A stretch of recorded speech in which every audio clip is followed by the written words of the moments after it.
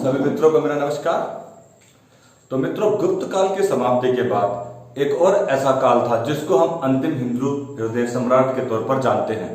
क्या वो वास्तव में अंतिम हिंदू सम्राट था? क्योंकि बाणभट्ट जो उनके दरबारी कवि थे और साथ ही हुएनसांग, आप समझ गए होंगे मैं किन की बात कर रहा हूं, वास्तव में एक महान शासक के तौर पर वो जाने जाते हैं। कुंभ का मेला उन्हीं के दौर से आरंभ होता है। उस मेले में वो इतना अत्यधिक दान करते हैं कि जब उनके शरीर पर खुद के कपड़े नहीं होते थे तो उनकी बहन उनको दान देती थी कपड़े। इस तरह की प्रवृत्ति वाला एक शासक भारत पर आया। बड़ी महानता, उदारता देखने को मिलती है। परंतु वास्तविकता के आईने से आज हम रूबरू होते हैं और देखते हैं इस सुंदर परिवार पर, क्योंकि ऐसी मिसालें बहुत कम मिलती हैं जहां एक परिवार में इतना प्रेम और स्नेह हो, और राजाओं के परिवार में तो विशेष तौर पर नहीं मिलता। हालांकि इसके बाद जरूर मिलेगा कुछ दक्षिण भारत के राज्यों में भी, लेकिन फिलहाल एक प्रसिद्ध और बड़े साम्राज्य का मालिक हर्षवर्धन उस दौर में उत्तर भारत का राजा बनकर आता है। हर्षवर्धन पुष्यभूति वंश का एक राजा होता है। मैं आपको पहले एक पृष्ठभूमि बता देता हूं कि कैसे हर्षवर्धन इतने बड़े साम्राज्य का मालिक बनता है। आपने देखा इससे पहले उत्तर भारत के ज्यादातर हिस्सों पर गुप्त साम्राज्य था, परंतु हूणों के आक्रमण के कारण जो राजस्थान, पंजाब, ये जो क्षेत्र है और कश्मीर का जो पश्चिमी क्षेत्र है, यहाँ पर हूण बहुत ही बर्बरता के साथ आक्रमण करते हैं। तोरमाण और साथ ही साथ मिहिरकुल बहुत ही ज्यादा कट्टर शिव का भक्त होता है। एक्चुअल में एक घटना मैं आपको बताता हूं, क्योंकि इतिहास को कहानियों के माध्यम से ही पढ़ा जाता है। ये घटना सन 500 के बाद की है। आपने पुराने इतिहास में स्कंदगुप्त के बारे में ही पढ़ा होगा, 455 से 467। उसके बाद हूणों का आक्रमण होता है और इतने योग्य शासक गुप्त काल में नहीं होते हैं। वहां से विघटन शुरू हो जाता है। हूणों के आक्रमण में लगभग 500 ईस्वी के आसपास तो जो मिहिरकुल का अटैक होता है, उसमें मैं बताता हूं होता क्या है। जब ये इन क्षेत्रों को जीत लेता है, पंजाब को, राजस्थान को और मध्य प्रदेश को, तो वहां पर वो ये कहता है, क्योंकि वो शिव का बड़ा बेहतरीन उपासक होता है, वो कहता है कि बौद्ध भिक्षुओं को निमंत्रित करता है कि कोई बड़ा बौद्ध विद्वान हमारे पास भेजिए जिसके साथ मैं डिबेट करना चाहता हूं। पर होता क्या है, वो बौद्ध भिक्षुओं में एक बौद्ध विद्वान को ना भेजकर एक बौद्ध सेवक को ही भेज देते हैं और मिहिरकुल को ये झूठ बोल देते हैं कि यही बौद्ध भिक्षु है, बौद्ध विद्वान है। और मिहिरकुल बड़ा बर्बर प्रजाति का था, इतना बुरी तरह से नरसंहार करता था कि मानते हैं कि हाथी की चिंगाड़ पर वो खुश होता था, हाथियों को ऊपर से फेंक देता था। वो इतना बर्बर वो प्राणी था।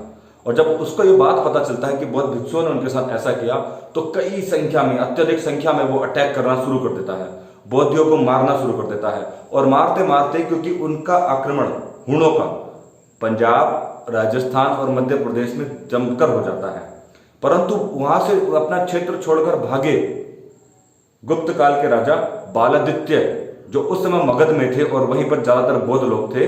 जब उन पर चढ़ाई शुरू करता है तो क्या करता है मिहिरकुल, जब उन पर चढ़ाई करता है तो बालादित्य एक गुफा में जाकर छुप जाता है।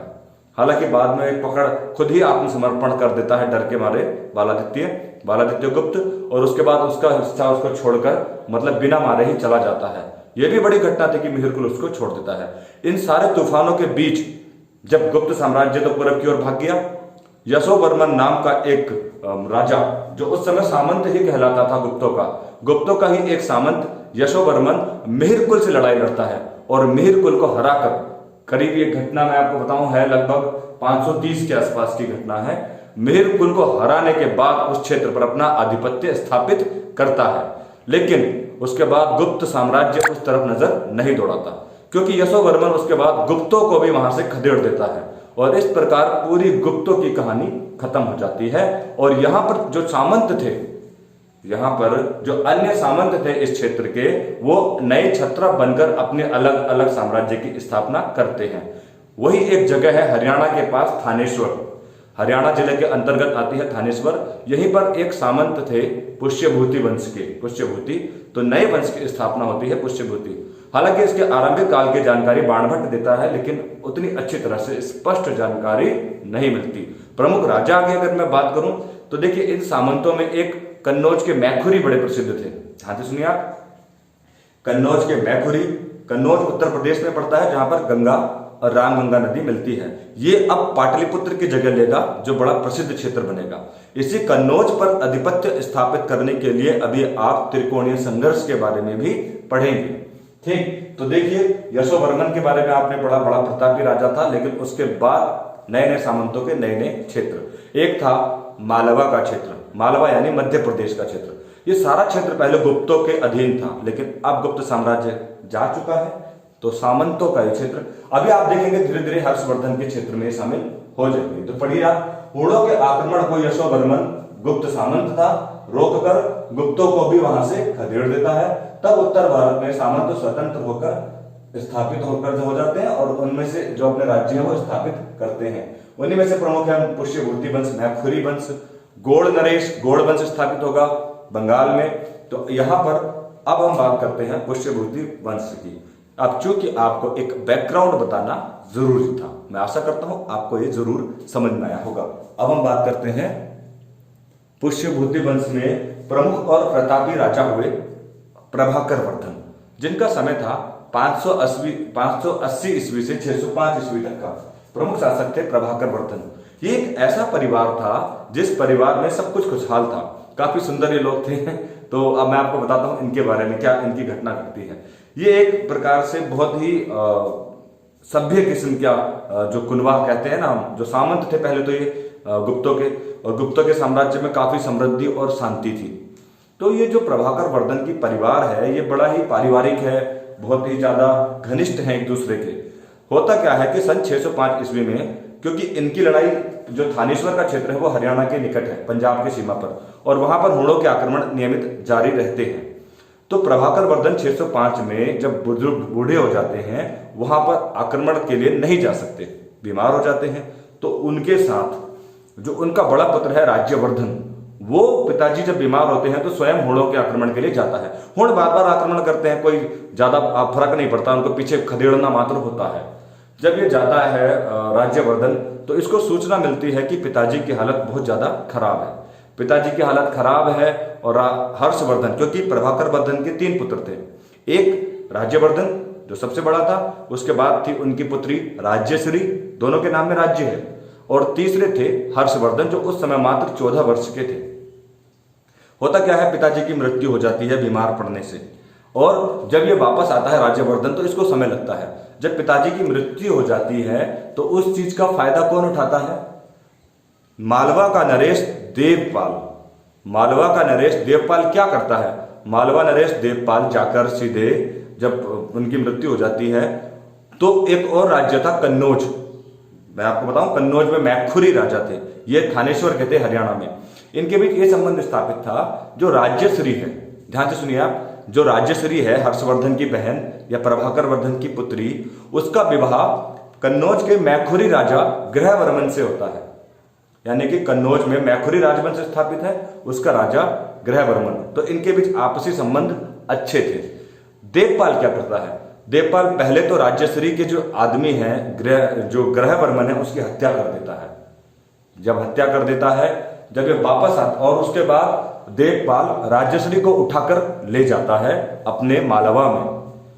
अब जब ये बात पता चलती है राज्यवर्धन को, जब वो वापस आता है तो पिताजी की मृत्यु हो चुकी है, और साथ ही साथ उसकी बहन को उठाकर देवपाल ले गया। राज्यवर्धन कन्नौज, क्योंकि इस समय पर किसके कब्जे में आ गया? देवपाल के, क्योंकि कन्नौज के नरेश ग्रहवर्मन की हत्या हो गई है और महारानी को उठाकर, यानी कि जो उसकी बहन है राज्यवर्धन की, देवपाल ले गया। कन्नौज की रक्षा के लिए राज्यवर्धन आगे बढ़ता है, परंतु देवपाल बंगाल नरेश शशांक के साथ मिलकर एक षड्यंत्र रचता है और शशांक धोखे से हत्या कर देता है। किसकी? राज्यवर्धन की।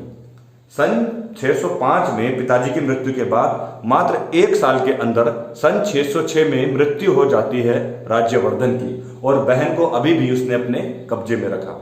अभी हर्षवर्धन मात्र 15 वर्ष का होता है, मात्र 15 वर्ष का, और वो ये ठान लेता है कि वो अपने भाई की हत्या का बदला और अपनी बहन को जरूर वापस लाएगा।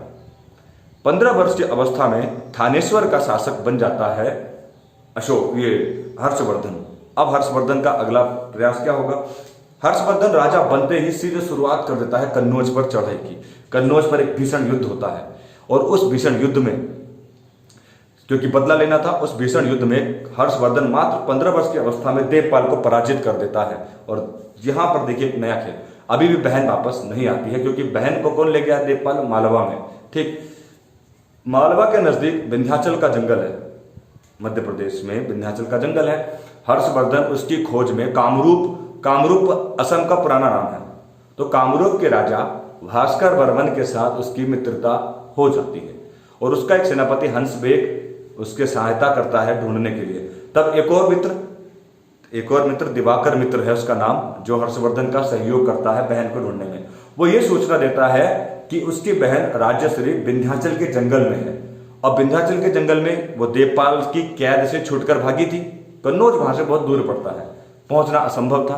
तो क्या करती है, वो सती होने चाहती है, अपनी स्वयं की हत्या करने के लिए राजश्री आगे बढ़ती है।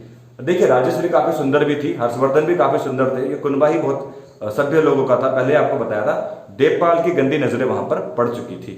अब उनसे बचकर भागती हुई राजश्री अपनी हत्या करने स्वयं जाती है। तभी मात्र 15 वर्ष की अवस्था में उसका भाई वहां पर पहुंच जाता है हर्षवर्धन, और उसे सती होने से रोक लेता है। बस राजश्री को वहां से सुरक्षित उठाकर लेकर आता है कन्नौज में, और कन्नौज पर उसको उसका सिंहासन वापस दे देता है। ये थी भाई और बहन की कहानी जो आपने देखी, हर्षवर्धन और राजश्री की कहानी। तो यहां से सन 606 ईस्वी से आरंभ हो जाता है हर्षवर्धन का कार्यकाल। देखिए आप। अच्छा मित्रों, अब हम बात करते हैं हर्षवर्धन के ऊपर क्रियाकलापों की। अगर हम बात करें तो इसकी राज व्यवस्था बिल्कुल सामंती थी। ये वही सामंती राज व्यवस्था जो इससे पहले इतिहास में आपने गुप्त काल के बारे में सुनी। इसने उस सामंती व्यवस्था को और अत्यधिक सामंती बना दिया। देखिए इसके बारे में भ्रमण करने वाले फाहियान, तो उसके फाहियान चंद्रगुप्त विक्रमादित्य के समय में आए थे। ह्वेनसांग, ये ह्वेनसांग वही है जो काशीपुर गए थे, आप इसके बारे में जान लीजिए। तो ह्वेनसांग ने इसके बारे में ये बताया कि इसके पास 1 लाख घोड़े थे और 60,000 हाथी थे। इसमें निश्चित तौर पर एक अतिशयोक्ति है, क्योंकि इतना तो मौर्यों के पास भी नहीं था। लेकिन ऐसा तब हो सकता है जब उसने अपने क्षेत्र को, बहुत विस्तृत क्षेत्र को सामंतों में बांट दिया हो, और सामंतों ने अपनी अपनी सेना इकट्ठी की हो, और जब युद्ध में आवश्यकता पड़ी हो तो इतने सैनिक इकट्ठे हो गए हों। परंतु इसके बाद आए इत सिंह ने भी ऐसा नहीं बताया। जबकि ये भी जानने वाली इंटरेस्टेड बात है कि ये नर्मदा के तट पर चालुक्य नरेश पुलकेशिन द्वितीय से युद्ध हार गया था। तो ये बहुत सारी चीजें हैं जो अभी हम स्पष्ट तौर पर जानने की कोशिश करेंगे। फिलहाल इसके दरबार में प्रसिद्ध कवि थे बाणभट्ट, जिन्होंने लिखा हर्षचरित। ह्वेनसांग, बाणभट्ट और हर्ष के द्वारा निकली मुद्राएं, ये हमें जानकारी देंगे अब हर्षवर्धन के बारे में। ठीक, तो हम देखिए पहले तो यहां पर शुरू करते हैं। प्रभाकर वर्धन जब बीमार पड़ते हैं तो पश्चिमोत्तर में हुणों के आक्रमण हेतु राज्यवर्धन को भेजा जाता है। वापस आकर देखता है कि पिताजी की मृत्यु पश्चात बहन राजश्री को उठाकर वह उसके पति कन्नौज नरेश गृहवर्धन की देवपाल हत्या कर देता है और उसे उठाकर ले जाता है। तभी वह शशांक के साथ मिलकर राज्यवर्धन की हत्या भी कर देता है। अब मात्र 15 वर्ष की अवस्था में हर्ष बहन को खोजते हुए दिवाकर मित्र की मदद से विंध्याचल के जंगलों में पहुंचता है तथा दोनों को पराजित करता है। इस दौरान उसकी मित्रता कामरूप राजा भास्कर वर्मन व उसके सेनापति हंसदेव से भी होती है। तो ये एक कहानी है जो हर्षवर्धन के बारे में आपको पता चलती है। मित्रों, हर्षवर्धन एक बहुत बड़ा दानी था। मैं आपको बताऊं, ये हर 4 वर्ष में एक कुंभ के मेले का आयोजन करता था प्रयाग के निकट। देखिए मगध और ये सारा क्षेत्र से कब्जे में आ गया है, मालवा, बंगाल, बहुत बड़ा विस्तृत क्षेत्र आ गया है। पुरानी कहानी से आपको स्पष्ट तौर पर समझ में आ गया होगा। ये इतना दान तो इसके किस्सों के बारे में आपने सुना ही होगा। अगर आपसे परीक्षा में पूछा जाए कुंभ के मेले के लिए तो आप हर्षवर्धन का नाम देंगे। अच्छा, इसको ह्वेनसांग ने शिलादित्य कहा है, जबकि इसने अपने अभिलेखों में श्रीहर्ष और प्रतापशील अपने आप को कहा है। ध्यान से सुनिए, प्रतापशील, लेकिन इसको शिलादित्य भी कहा जाता है। वास्तव में ह्वेनसांग सन 629 ईस्वी में यहाँ पर आया था। ह्वेनसांग एक बौद्ध भिक्षु था जो यहाँ पर बौद्ध धर्म के प्रचार के लिए आया था। इससे पहले हर्ष ब्राह्मण धर्म को मानता था, लेकिन ह्वेनसांग के बाद उसने महायान शाखा को माना। ये प्रश्न परीक्षा में कई बार पूछा गया है कि हर्ष किस शाखा का अनुयायी था? महायान। जिस शाखा का अनुयायी कनिष्क भी था। आप नोट भी करते जाइए। अच्छा, मैं आपको एक कहानी सुनाता हूं। हर्षवर्धन जब ये बना, इसने कन्नौज में एक बहुत बड़ा बौद्ध सम्मेलन आयोजित किया, जिसमें ह्वेन सांग को प्रखर प्रवक्ता के तौर पर इस्तेमाल किया। उसमें क्या किया गया, दो फूस की इमारतें बनाई गई और बीच में अपनी हाइट के बराबर गौतम बुद्ध की प्रतिमा खड़ी की गई। और उसके बाद क्या होता है कि वहां पर तमाम विद्वानों को बुलाया जाता है। कामरूप नरेश जो इनके दोस्त हैं, भास्कर वर्मन, वो भी आते हैं और बहुत बड़ी सभा कन्नौज में हो जाती है। पाटलिपुत्र में अब वो बात नहीं रही, वो गुप्त काल तक राजधानी रहा करती थी। अब वहां की आर्थिक स्थिति बहुत खराब हो चुकी है। अब सत्ता का केंद्र क्या बन चुका है, कन्नौज। तो क्या होता है कि यहाँ पर एक सभा होती है और उस सभा में जब ये सभा स्टार्ट होती है तो लगभग जैसे ही ह्वेन सांग अपने तर्क रखता है और एक चैलेंज कर देता है कि 5 दिन के अंदर मेरे तर्कों का खंडन करके दिखाइए। अब कोई भी विद्वान, ब्राह्मण विद्वान खासतौर पर, उसके तर्कों का खंडन नहीं कर पाते, परंतु उसकी इस बात से वो चिढ़ जाते हैं। होता क्या है, वो ह्वेन सांग को मारने की धमकी देते हैं, लेकिन ह्वेन सांग बच जाता है। थोड़े समय पश्चात हर्षवर्धन ये धमकी देता है कि अगर ह्वेन सांग को किसी ने भी हाथ लगाया तो मैं उसकी हत्या कर दूंगा। फिर क्या होता है, क्योंकि ह्वेन सांग चीनी यात्री था और उसके इस प्रभाव से ब्राह्मण बड़ा चिंतित हो गए। थोड़े समय बाद हर्षवर्धन के खिलाफ क्या होता है, हर्षवर्धन एक और सभा का आयोजन करता है, बौद्ध सभा का। उससे पहले ही कुछ लोग उस सभा में आग लगा देते हैं, जिससे बहुत गुस्सा होता है हर्षवर्धन। और माना जाता है कि करीब 500 ब्राह्मणों के खिलाफ कार्रवाई होती है और कुछ ब्राह्मणों को सीधे मौत की सजा भी सुना दी जाती है। ह्वेन सांग के प्रति ये लगाव आपको ह्वेन सांग की कृतियों में भी दिखता है। ह्वेन सांग ने भी बढ़ चढ़कर हर्षवर्धन की तारीफ की है और कुछ तारीफ के कृत्य उसने भी किए हैं। एक बहन राजश्री को कन्नौज का राज्य तो दिया, लेकिन नियंत्रण हर्षवर्धन का ही रहा। गद्दी पर बहन को ही बैठाए रखा और नियंत्रण उसी का रहा। संपूर्ण उत्तर भारत पर इसी तरह से हर्षवर्धन ने अपना प्रभाव छोड़ा। उसकी महानता के चर्चे भी आस पड़ोस के राजाओं को स्वीकार थे। हालांकि उसकी एक हार होती है सन 630 ईस्वी के आसपास। वो अपने राज्य का विस्तार करने के लिए दक्षिण की तरफ कदम बढ़ाता है, नर्मदा नदी के नीचे। नर्मदा नदी के नीचे तब चालुक्य नरेश पुलकेशिन द्वितीय का प्रभाव रहता है। उस युद्ध में चालुक्य नरेश पुलकेशिन द्वितीय हर्षवर्धन को हरा देता है। ये बड़ी घटना तब घटती है और ये जानकारी हमें मिलती है ऐहोल अभिलेख से। आप नोट भी करते चाहिए, ऐहोल अभिलेख से हमें जानकारी मिलती है हर्षवर्धन बनाम पुलकेशिन द्वितीय की, और इसमें विजय प्राप्त करता है पुलकेशिन द्वितीय। तो देखिए हम इसके बारे में पढ़ते हैं। हर्षवर्धन एक कवि थे, एक कवि के तौर पर भी लिखा जाता है। ऐसा भी माना जाता है कि इसने किसी को इनाम देकर अपने नाम से कविताएं लिखवाई, परंतु फिर भी इसकी कृतियों में परीक्षा में जब पूछा जाता है निम्न की रत्नावली किसकी रचना है, तो आप हर्षवर्धन की तरफ जाएंगे। रत्नावली और नागानंद इसकी प्रसिद्ध कृतियों में से एक है। जैसे कविराज के तौर पर समुद्रगुप्त को जाना जाता है, वो भी रचनाएं लिखते थे गुप्त काल के, उसी तरह से हर्षवर्धन को भी रचनाएं लिखने का बहुत शौक था, रत्नावली और नागानंद। जबकि इनकी स्वयं की हर्ष चरित लिखने वाले थे बाणभट्ट।